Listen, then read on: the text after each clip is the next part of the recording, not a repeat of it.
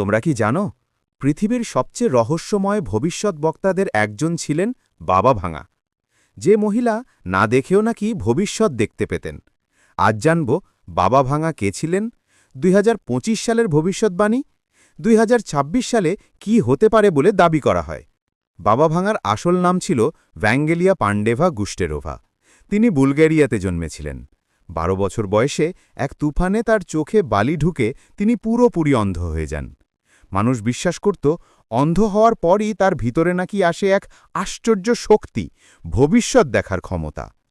2025 নিয়ে বাবা ভাঙার নামে কয়েকটা বড় দাবি করা হয়। 1. প্রাকৃতিক দুর্যোগ, এশিয়ার দিকে বড় ভূমিকম্প বা সুনামির ইঙ্গিত দেওয়া হয়। 2. বড় অর্থনৈতিক সংকট, বিশ্বব্যাপী বাজার ধস বা মন্দার কথা বলা হয়। 3. সামাজিক পরিবর্তন, মানুষের মধ্যে জাত ধর্ম ভেদাভেদ কমে যেতে পারে। 4. নতুন রোগ বা মিউটেশন, একদম নতুন ধরনের ভাইরাস বা রোগ দেখা দিতে পারে। সাথে চিকিৎসা বিজ্ঞানে বড় অগ্রগতিও আসতে পারে। 5. মহাকাশ বা এলিয়েন যোগাযোগ, মানব সভ্যতা নাকি নতুন গ্রহের জীবের সঙ্গে যোগাযোগের কাছে পৌঁছাবে। 2026 সালের কথা আরও ভয়ঙ্করভাবে বলা হয়। 1. বিশাল দুর্যোগ, ভূমিকম্প, আগ্নেয়গিরি, জলবায়ু পরিবর্তনের বড় ধাক্কা। 2.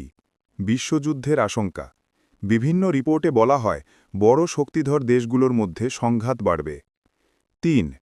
এআই এর উত্থান, এআই কৃত্রিম বুদ্ধিমত্তা মানুষের কাজ নিয়ন্ত্রণ করতে পারে এমন সতর্কবার্তা।